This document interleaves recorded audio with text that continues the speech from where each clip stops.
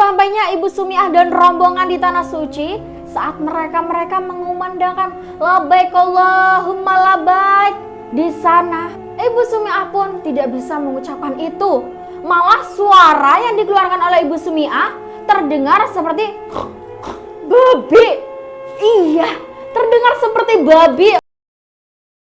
Halo Sobat Ilahi, Assalamualaikum warahmatullahi wabarakatuh. Selamat datang di channel Hidayah Ilahi. Dan kembali lagi bersama saya Rizky Nur Hidayah. Kali ini Rizky akan menceritakan sebuah kisah yang sangat menarik. Kisah ini menceritakan seorang jemaah haji yang berkepala babi. Kepala babi, iya, badannya manusia tapi kepalanya babi. Bagaimana bisa seorang jemaah haji kepalanya berubah menjadi babi? Apa yang sebenarnya dilakukan oleh jamaah ini? Baiklah sobat, tanpa perlu berlama-lama lagi, marilah kita langsung saja masuk ke ceritanya. Kisah ini bermula pada seorang ibu yang bernama Ibu Sumiah. Ibu Sumiah bekerja sebagai pemulung untuk memenuhi kebutuhan dia sehari-hari. Kehidupannya cukup sederhana. Namun walaupun demikian, Ibu Sumiah memiliki cita-cita besar, yaitu ingin berangkat ke tanah suci. Dan kesehariannya mengorek-ngorek sampah dan mengambil-ngambil botol plastik bekas. Dikumpulkannya botol plastik itu dimasukkan ke dalam karung lalu dijual oleh Ibu Sumiah. Itu dilakukan setiap hari oleh Ibu Sumiah untuk memenuhi kebutuhannya sehari-hari. Beliau ini tinggal seorang diri karena anak-anaknya sedang merantau dan suaminya pun telah meninggal dunia. Hingga pada suatu hari, Ibu Sumiah ini sedang melakukan pekerjaannya pada biasanya, yaitu mengorek-ngorek sampah dan mengambil botol-botol plastik. Namun tiba-tiba Ibu Sumiah melihat kilauan cahaya yang begitu bersinar, dan itu ternyata adalah batangan emas. Ibu Sumiah pun kaget dan bingung. Namun di sisi lain, Ibu Sumiah merasa sangat senang. Dia berpikir, kalau saya jual ini emas, kehidupan saya tidak akan seperti ini lagi. Bahkan saya pun bisa memenuhi cita-cita saya selama ini, yaitu menunaikan ibadah haji. Diambillah itu bongkahan emas yang berjumlah 2 batang emas, diambil oleh Ibu Sumiah, lalu dimasukkanlah ke dalam tas Ibu Sumiah. Lalu ada seorang mandor yang sedang berteriak-teriak. Dia merasa telah kehilangan batangan emas itu. Sedangkan batangan emas itu telah ditemukan oleh Ibu Sumiah. Dan sang mandor pun mengatakan bahwa kalau misalkan ada yang menemukan dan dikembalikan ke Pak Mandor, beliau akan mendapatkan balasannya, akan mendapatkan imbalan. Namun Ibu Sumiah tidak mengembalikannya. Emas itu pun dimasukkan ke tas dan dibawa pulang. Sesampainya di rumah, Ibu Sumiah pun memajang emas itu. Disawanglah tuh emasnya, dilihat berjam-jam oleh Ibu Sumiah. Beliau berkata, "Ya Allah,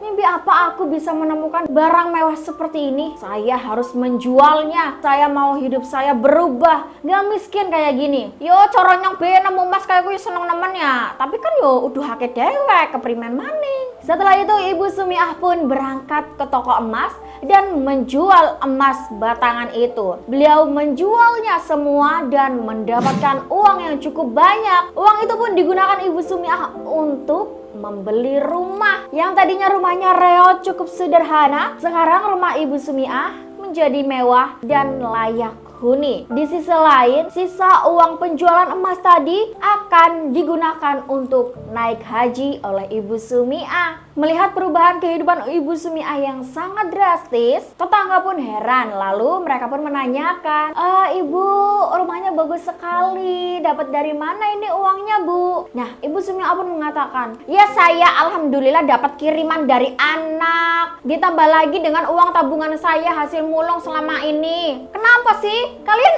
iri sama rumah baru saya?" Setelah mendapatkan harta yang sangat berlimpah, Ibu Sumiah ini pun menjadi sangat sombong. Dan Ibu Sumiah pun memamerkan rumah yang telah dibelinya itu. "Hei ibu-ibu ya, ditambah lagi nih, aku bentar lagi mau naik haji loh. Kalian kerja setiap hari, mana tabungannya? Mana rumah mewahnya? Giliran aku ini seorang pemulung, rumahnya bagus, bentar lagi mau naik haji.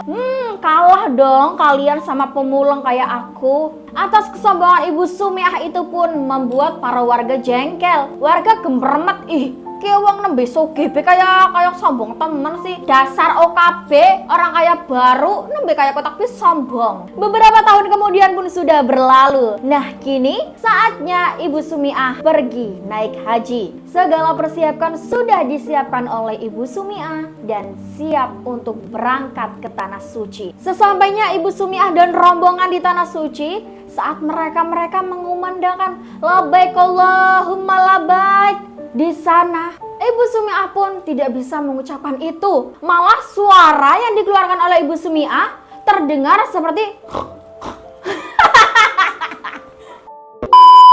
babi. Iya, terdengar seperti babi. Ibu Sumiah pun bingung, kaget. Ayo Allah, kepriye ki? Gimana ini? Kok aku nggak bisa ngomong? Malah suara babi yang keluar dari mulut saya. Ibu Sumiah pun hanya bisa mengucapkan itu di dalam hati. Namun semua kata yang diucapkan oleh Ibu Sumiah hanya terdengar seperti suara babi.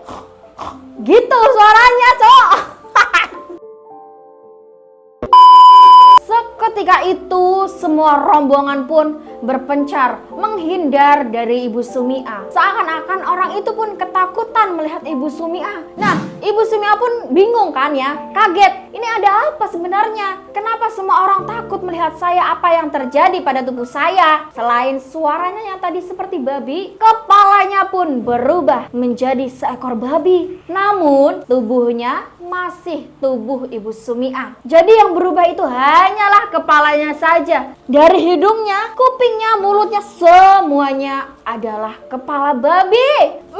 Kue mesti gara-gara nganggo duwite wong ya, uduhake tapi didinggo kanggo naik haji. Seperti yang kita ketahui bahwa di Mekah itu, di tanah suci itu, karmanya cepat datang. Jadi dosa-dosa apa yang telah kita lakukan di tanah air akan dibalas di tanah suci. Dibalas langsung di situ. Pada saat itu Ibu Sumiah pun masih kebingungan. Akhirnya Ibu Sumiah pun menuju ke toilet dan mengecek apa yang sebenarnya terjadi pada dirinya. Setelah sampai di toilet nih sobat, ngacak kan ya, Ibu Sumiah ngacak. Astagfirullahaladzim, Raine Nyong, wajahku, astagfirullah. Ibu Sumiah kaget, menangis terseduh-seduh. Bagaimana bisa wajah seorang manusia berubah menjadi babi? Jadi kayak ibaratnya kayak siluman babi ke lo, sing sirai babi, awake menungse. Ngerti kan gambarannya kepriman ya? Ibu Sumiah pun hanya bisa terdiam dan terduduk di dalam toilet. Dia tidak berani keluar. Lantas dia pun mengingat-ingat apa yang sebenarnya terjadi pada dirinya. Dia pun merenungi nasibnya dengan kondisi kepala babi. Ya Allah, sebenarnya aku ini kenapa ya Allah? Kok kayak gini? Naik haji adalah cita-cita aku selama ini. Tapi kenapa malah Engkau mengazab aku dengan mengubah kepalaku menjadi kepala babi ya Allah? Apa dosa hamba ya Allah? Nah, terlintaslah di pikiran Ibu Sumiah bahwa uang yang digunakan dia untuk berangkat haji adalah uang dari hasil penjualan emas batangan yang telah ditemukan Ibu Sumiah di tempat sampah tadi. Beliau pun mengingat semua kejadian itu. Bahkan beliau juga mengingat bahwa emas itu adalah milik mandornya. Bahkan mandornya juga sempat mengatakan apabila ada yang menemukan emas itu akan diberi imbalan. Namun pilihan Ibu Sumiah tidak mengembalikannya. Ibu Sumiah malah menjualnya dan menjadikan uang itu berangkat ke tanah suci. Di sisi lain uang itu digunakan untuk membangun rumahnya. Ditambah lagi Ibu Sumiah telah bersikap sombong dan telah mencemooh para tetangganya, sehingga ini menimbulkan kebencian untuk para tetangganya. Ibu Sumiah pun sadar sambil terduduk di dalam toilet. Dia pun menangis, menguraikan air mata, sadar atas semua kesalahan dosa-dosanya. Setelah Ibu Sumiah sadar mengetahui semua kesalahan dan dosa-dosanya, Ibu Sumi'ah pun bertaubat dan memohon ampunan kepada Allah Subhanahu wa Ta'ala. Setelah itu, Ibu Sumi'ah pun keluar dari toilet dan dia pun langsung menuju ke hotelnya dan menunaikan sholat. Di dalam sholatnya itu, Ibu Sumi'ah pun memohon ampunan sedalam-dalamnya atas semua kesalahan-kesalahannya. Ditambah lagi, Ibu Sumi'ah pun berzikir, bertaubat kepada Allah Subhanahu wa Ta'ala, sehingga berangsur-angsur kepala itu pun mulai sedikit berubah. Sudah mulai tumbuh rambut, terus telinganya sudah mulai berubah menjadi telinga manusia, dan akhirnya lama-kelamaan Ibu Sumi'ah pun kembali normal. Setelah selesai sholat dan bertaubat, Ibu Sumi'ah pun bercermin dan melihat wajahnya telah kembali normal seperti semula. Beliau pun sangat bersyukur atas apa yang terjadi, dan ini bisa menjadi pembelajaran buat Ibu Sumi'ah sendiri. Setelah selesai menunaikan ibadah haji, Ibu Sumi'ah pun pulang ke tanah air. Tanpa berpikir panjang, Ibu Sumi'ah langsung menuju ke rumah Pak Mandor. Bener, rumah Pak Mandor yang kehilangan emasnya tadi. Ibu Sumi'ah di situ memohon ampun. Pak Mandor, ya Allah Pak Mandor, aku minta maaf Pak. Sebenarnya saya inilah yang telah menemukan emas batangan Pak Mandor. Tapi saya sengaja tidak mau memberitahu Pak Mandor. Malahan emas itu saya jual dan uangnya saya gunakan untuk membeli rumah dan memberangkatkan saya naik haji Pak Mandor. Saya sekarang sadar. Saya memohon ampun kepada Pak Mandor. Untuk rumah dan semuanya saya serahkan ke Pak Mandor. Itu adalah hak Pak Mandor. Mendengar hal itu, Pak Mandor pun kaget.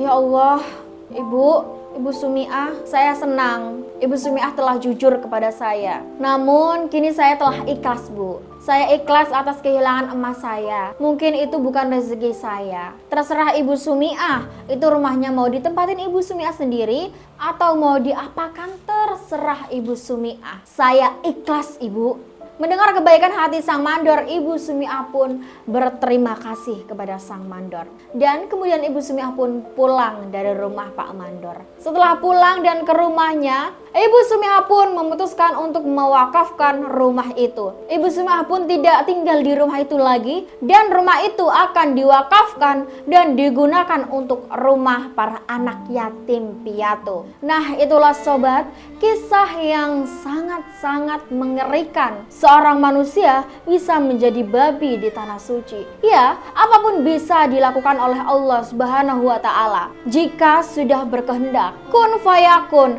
yang terjadi maka terjadilah. Nah, haji merupakan ibadah yang menggabungkan antara kemampuan fisik dan finansial. Nah, dua kemampuan ini menjadi syarat wajibnya haji. Jika seseorang pergi menunaikan ibadah haji dengan biaya dari harta yang halal dan kemudian dia mengucapkan labbaik Allahumma labbaik, maka berkatalah penyeru dari langit, Allah menyambut dan menerima kedatanganmu. Dan semoga kamu berbahagia. Pembekalanmu halal, pengangkutanmu juga halal, maka hajimu mabrur, tidak dicampuri dosa. Namun sebaliknya, jika ia pergi dengan harta yang haram dan ia mengucapkan labbaik, maka penyeru dari langit pun berseru, tidak diterima kunjunganmu dan engkau tidak berbahagia.